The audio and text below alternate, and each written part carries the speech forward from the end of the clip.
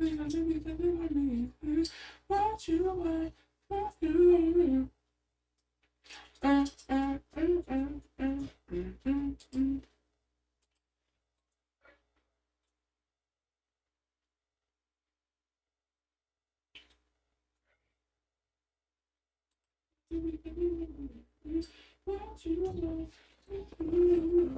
Okay. So I be forgetting that this is a delay, and I always start off singing for whatever reason. So y'all just gonna catch a little bit at the beginning. Sorry if I blew anybody's eardrums out. I really didn't mean to. But yeah. As you can see, what song is on my heart today.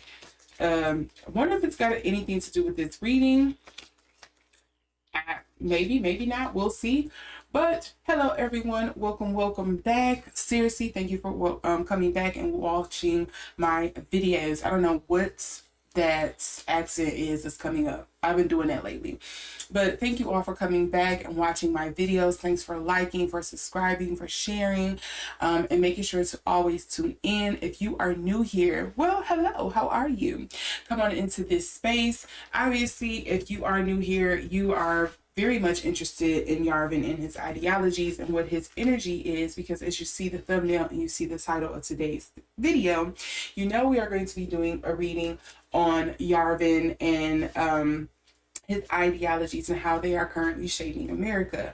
If you don't know who Yarvin is, Curtis Yarvin is what they call a dark intellectual. I recently just kind of been informed about him, and of course that is what inspired this reading.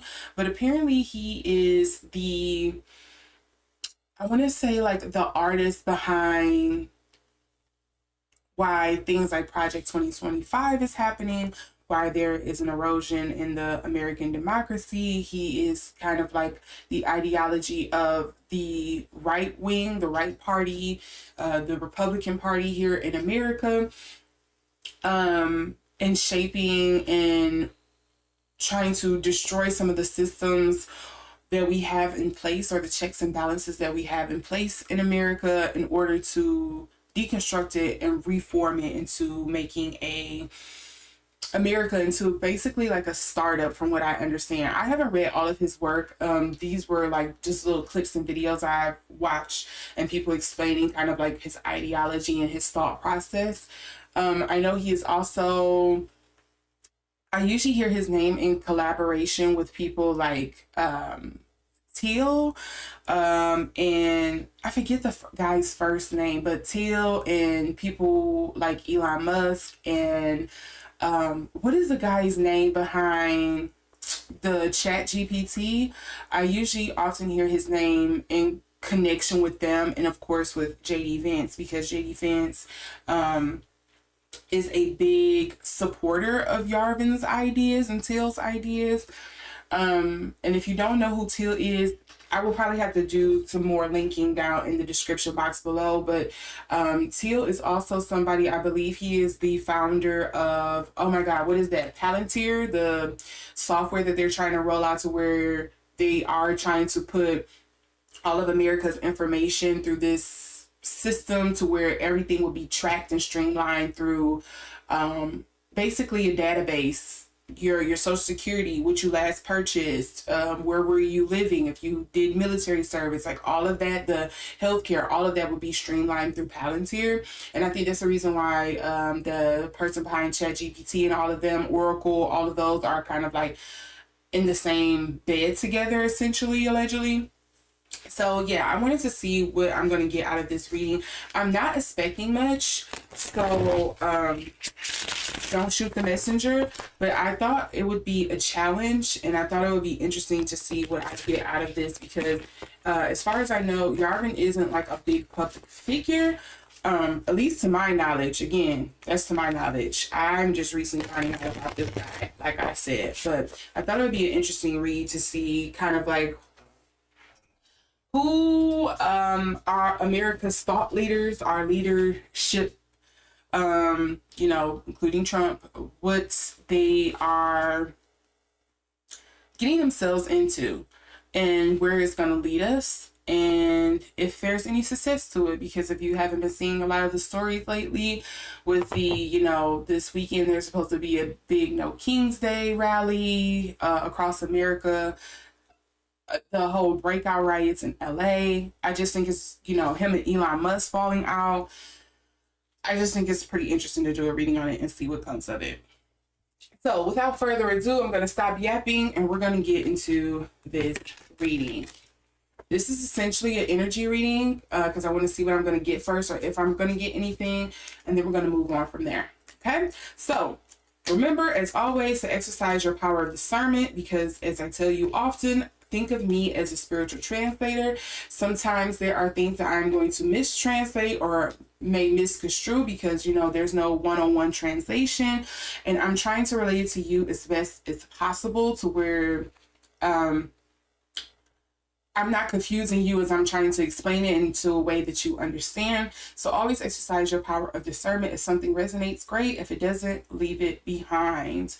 And as always, all statements made are alleged for entertainment purposes only. You see it along the bottom of the screen because this is all for entertainment purposes. I'm not saying anything that I'm saying is 100% true. Okay? All right.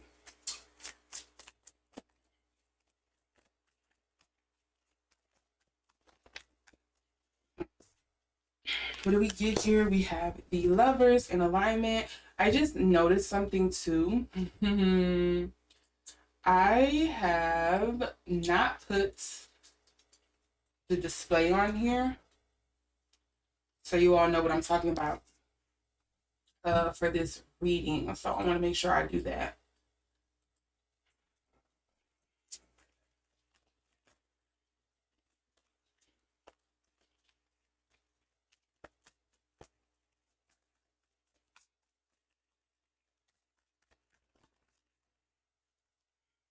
Okay, so it looks like we have 4 cards. I love how that happens. Okay, let's see here. And I want to know what flips over in the 9 of Cups, wish fulfillment, the 8 of Cups, leaving something behind here. Okay, I'm going to put those back in here towards the top because, you know, I like to read the bottom of the deck for the underlying energies. But first, let's read what hits the floor here. Yeah, I'm going to try to get some of that light off of that one. So, of course, we have the Lovers here. Well, let me not say of course, but to reiterate, we do have the Lovers here. And usually the Lovers card to me does not always speak to romantic feelings or things like that. Sometimes the Lovers to me speak to alignment. Things kind of going your way. You are following your track, your line of guidance. Some people also take it as you following your divine path, but this could just be something of like, you know, yes, I'm liking what I'm seeing right now and we're on track. We're going to go the right way. This is what I wanted and we're going to proceed forward. Then we also have the 9 of Wands here. And the 9 of Wands is usually something of like carrying a burden on, but it's my burden to carry. I feel not dedicated. I feel what's the word? I feel like essentially I feel like I must carry this through in order to do it. It's a debt I'm willing to pay. It's a burden I'm willing to carry and see through to the end because I think it's worth it, which rings clear. Then we also have the Devil card. And I think if you're somebody who is kind of on the side that I am on, and, you know, this could be my bias, I will put that out there, you know, no problem. This could be my bias. But I think there is something nefarious about his ideology. Again, he is known as a dark intellect. And so I think there is something nefarious about his thoughts and wanting to run a country as a company and not really giving the citizens a say so in that. You're just forcing it on us. You want everything to kind of be technologically ran. You want people to kind of like be forcing it into this and be robots, and you're not thinking about the repercussions of those who are already disenfranchised or disadvantaged in the system that we already have. So yeah. So we do have the devil card here, and you know, that can speak to bad intentions. This can sometimes speak to you know, an addiction, something that you want to see through. What is like dark desires? Yes, that's kind of like the word I want to say, like a dark desire that you are wishing to hold and see fruitful. Notice all of his cards are coming upright. So this is something it kind of feels like, yes, I love to see it. And then we also have the Page of Wands. Yes, this is his passion project. It's graduating. It's moving forward. You know, yes, I've kind of put the feeler out there. I put the bug in people's ear, and now I have people on my behalf enacting and shaping the world and what I think it should be. I kind of think is the thing here, because I'm really getting the scholarly energy, and that's interesting because usually that's something you will see with the Page of Swords, but I'm getting that with the Page of Wands. Usually Page of Wands is like that passion project and things like that, but to me this is coming up more of like a scholarly thing, and it could just be because I'm picking up on the graduation part of this. But yeah, it just feels like, yes, this is gradual, we're graduating, we're moving on to the next step. I put the notes, I gave you the notes, and here you are running the project through. You're running the ball into the field goal, the end goal here. Notice what we get underneath here. We have the Judgment card. Again, judgment can mean things of you're feeling judged, you're feeling seen, things are being called. You know, you're getting into the next step of your whole plan being finished or completed here. I also get with the Judgment card is, you know, being called home is the thing that's kind of like being forefront and center of my mind with this. Is like being called home. Then we have the Knight of Cups. This is not an emotional thing. This is something I think we need to be doing. This, you know, yeah, dreams, hopes, all of that, but this isn't something emotional. I think this is something that is beneficial for not just me, but Americans overall. I think it would be better if we removed a lot of the emotion and the human aspects of the democratic process. And then we also have looky here, Justice. You have Judgment, Justice, and the Devil here. Isn't that, to me, that reads politics all day, to me. And again, the only one that's coming up in reverse here, notice, is the Cups. It's things dealing with emotion, kind of like the human interest, the thing that fuels a lot of our creation and creativity in the first place, our emotions. That's the only card that came up in reverse. Everything else is coming up clinical. Let's see if you know what? Nope, let's use the Myss Archetypes. See if I can get more of a reading on this here.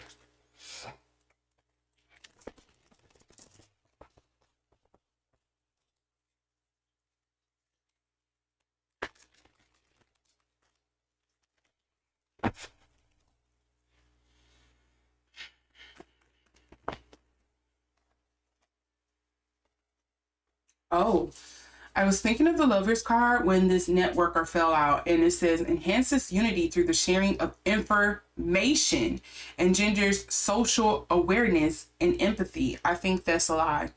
I think it does engender social awareness. I'm not so sure about empathy. I don't know where that's coming from. And this is so interesting. So you all can't see it, but I usually light a candle when I'm doing this readings. And usually my candle, the wick, the flames on it is like this high. It's like flowing high. But my candle this time, it's like really low and flickering. Like it's even feeling suppressed. That's crazy. I want to note that. I know you all can't see it. Maybe I'll show a picture of it. But usually that thing is like burning sky high. But today it's very demure.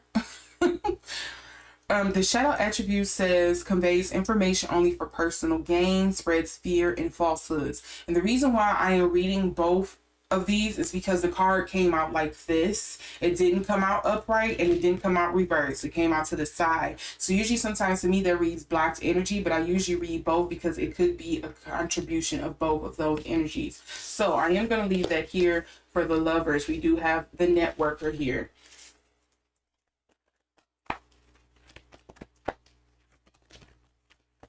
Okay, thinking of the Nine of Wands, what do we get? We got the victim card here. And this did come up in the upright, and it says, prevents you from letting yourself be victimized or victimizing others.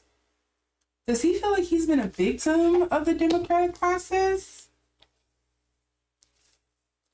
Because I know, and this may not be the big part of it, but it kind of feels like, I know a part of this is that they feel that white men have been really persecuted under this current social kind of like whiplash people have been having because you know, you have a lot of indigenous cultures or black and brown communities, you know, the used to be lower class communities that are kind of like stepping up and wanting a say in the system.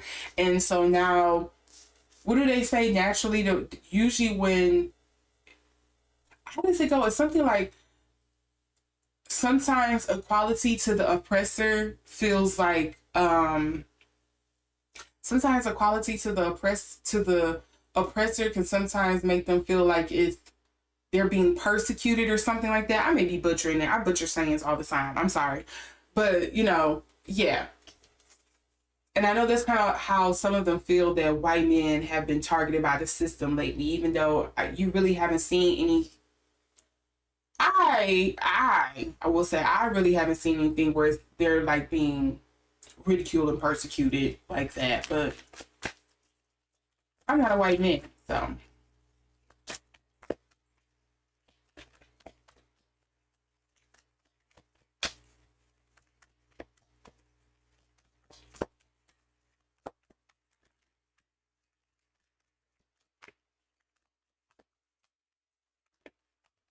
Okay, I had two cards that popped out for the Devil card. So we have the Avenger in reverse and the Warrior.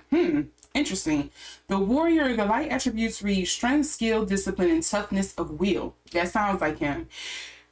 Excuse me. Heroicism, stoicism, and self-sacrificing and conquering the ego. However, the Avenger, the shadow attributes resorting to violence in the name of a cause. Kind of sounds... it's kind of giving like not low key but low key from Marvel. Like it's kind of giving low key energy to me to be honest, especially with this coming up, the Avenger and the Warrior behind the Devil. I want to say something, but I don't want to put this guy on that kind of level because I don't want to say it's that serious, but it just kind of feels like, if you know the story of Lucifer, I'll just say it that way. It feels along that same line. Why am I being ignored and overlooked and you are saying these are your precious people? No, I should be the one that's loved and paid attention to. It kind of feels like the nerd that used to be bullied in class, but now they're up. And so now they're making sure everybody pays the price for making them feel belittled and small. But it doesn't feel quite that extreme.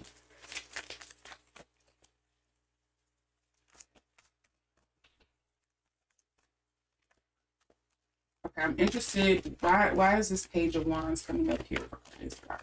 Energy. What is this? Page of Wands here.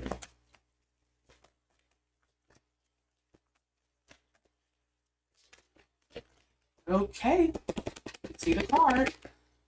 Samaritan. Light attribute refines your capacity to help those you would prefer to ignore.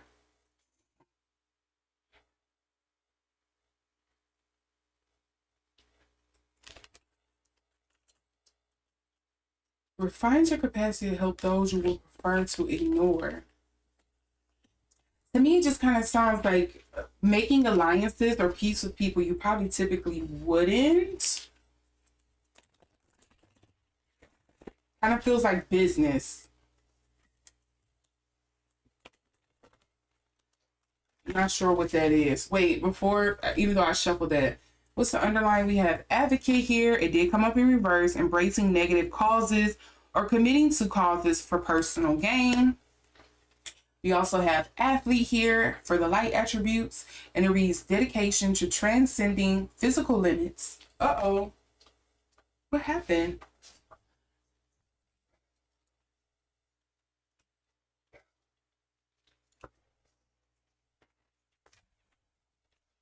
Okay.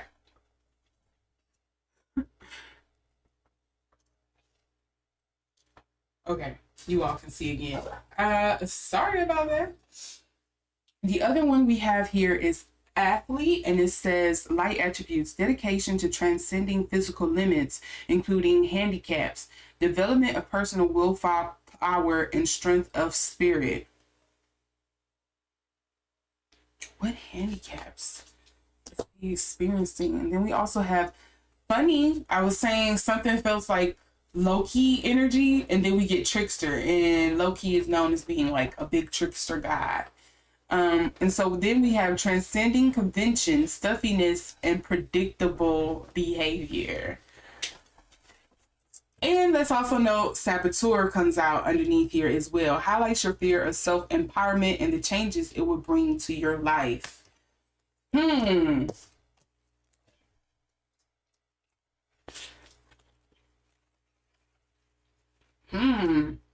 My chakra girlies, my chakra boys, if you understand the chakra colors, notice that we have orange, we have a dark brown. This is like an orangey brown and a like a lavender color here. If you're somebody who is big on like the chakra colors, the Avenger is in dark green. So if you want to add something to that, please feel more than comfortable to share in the comments. Okay, let's wrap this up and see what additional information we're going to get about Curtis Yarvin and his ideologies, his energy, spirit. Shed some light here. I'm going to have to call this one short because I have to get ready to go. Otherwise, I would do another pool for kind of like what's going to be the outcome here. But I'm going to have to wrap this up. Parasite.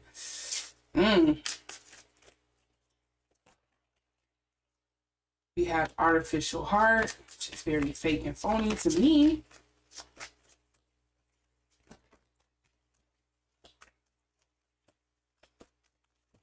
Oop, that was almost a lot that came out. My last card, spirit, and it spit it right out. Hold on. We have downcast pride. So this card is very interesting to me because I feel like if anything, this is a very prideful, very self-centered kind of like cause or radical ideology that he has. So it's interesting to me that the downcast pride is what's coming up. What does the book say about this one? Hold on, let's see. Let me make sure I'm understanding this because when I read it, it's like, put your pride to the side. Don't let it be like the ruling thing. But on here, oh, that's funny, 19 and 20 here. So the downcast pride is dealing with survival is a direct consequence of adaptation. We call adaptation is not the result of a subtle but constant constructive change of ourselves, but rather a mockery of it. As we strip day by day of our dignity in order to avoid conflict with a world that would spread us apart. How can we endure this? Maybe through the power of responsibility or through a hidden core of identity. Sometimes we don't use the best part of us, but we rather draw from the ugliest. We let our deepest roots go dry, replaced by what can only be called a surge of lack of self-esteem. We cling to vanity, but we can't afford dignity. Isn't that sad? Okay, 1 second, you all. I have to talk to my nephew.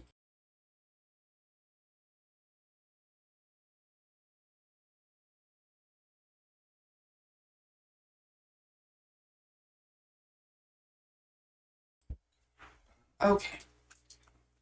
You never are off duty when it comes to kids, okay? You have to answer the babies. So the underlying cards we have here is revenge. So to me, this doesn't feel like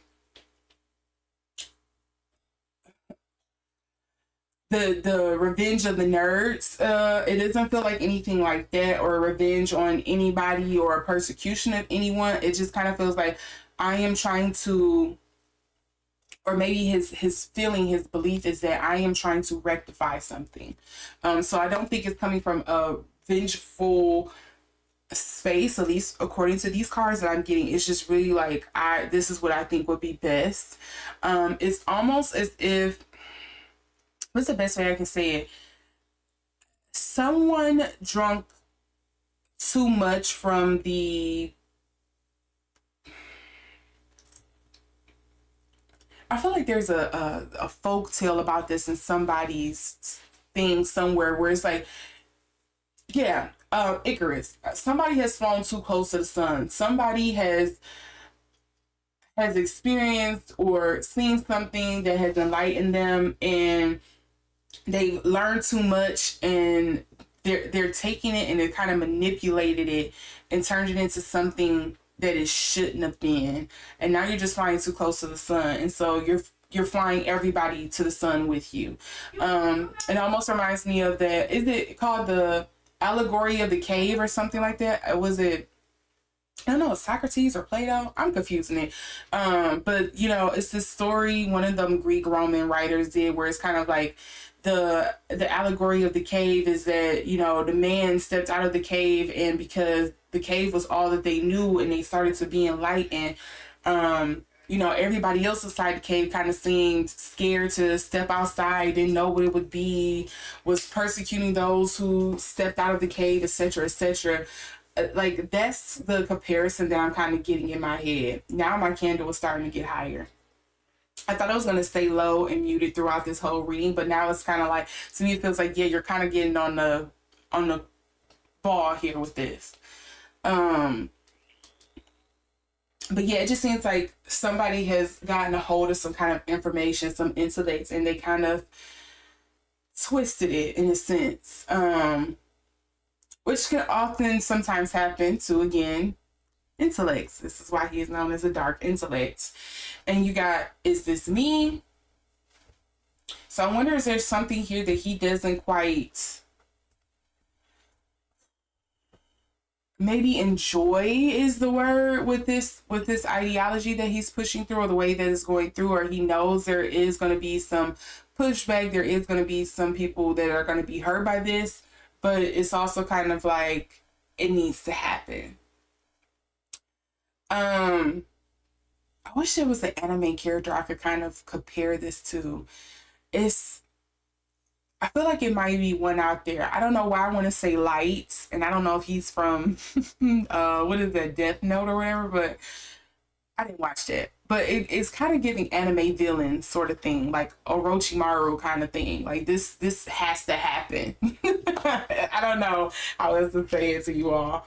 And then we have fragmentation here, and it's coming up in reverse. Let's see what fragmentation says, because that one I definitely don't remember. I don't often get fragmentation from what I recall. So it says, losing a sense of self is a crescendo of noise, a decrescendo of pain, and a prelude to nothingness. Listen to what this says. It says, going dark. If I were to cut off my legs, would I still be me? If I were to carve out my heart, would I still be me? If my flesh would turn to stone, if my lungs were emptied of air, if my dream to fly were to be forced in chains and hangs out like an expired balloon, would I still be me? I fought and lost, broken beyond recognition, not by the shallow sight of bystanders who can pity, but who can't understand. Fragmentation, you guys. He is very dark.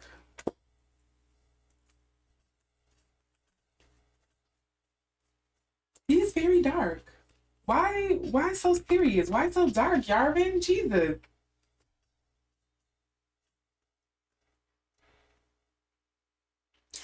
Spiritually, some people would say he's probably been communing with some very dark spirits. I don't know if that's the case, but yeah, I'm just gonna put that out there because that's also something that kind of feels like it's coming up. So yeah, but why so dark? Why so serious? Why so? It's just kind of giving like old school. Humans are meant to suffer. I don't know why I was going to say that. Um, Pretty interesting guy. Some pretty interesting energy I'm picking up on. Um, Again, I'm gonna have to wrap this up because I have someplace to go. I would definitely be interested in doing a part 2. If you all are interested, let me know down in the comment section. Let me know by giving me thumbs up so I know if there's interest in doing this again. Otherwise, I would just pull the cards on my own personally because, yeah, I feel like there's more that needs to come out of this, or that is trying to be relayed to me that I'm not picking up on right now and because I'm rushing. But yeah, this is Curtis Yarvin's energy that I'm picking up on right now. Um, what do you all think? Are you some of the people who agree with some of his ideologies? Have you read some of his work before? Um, is it something here that I pointed out or didn't point out that you want to expand upon? Down in the comments, let's chat about it. I'm interested. With all of that being said, here's my reading on Curtis Yarvin. Make sure to like, share, subscribe. Definitely let's chat about this for real in the comments. Thank you all for coming to watch my video, and I will see you all in the next one. Yeah. Bye.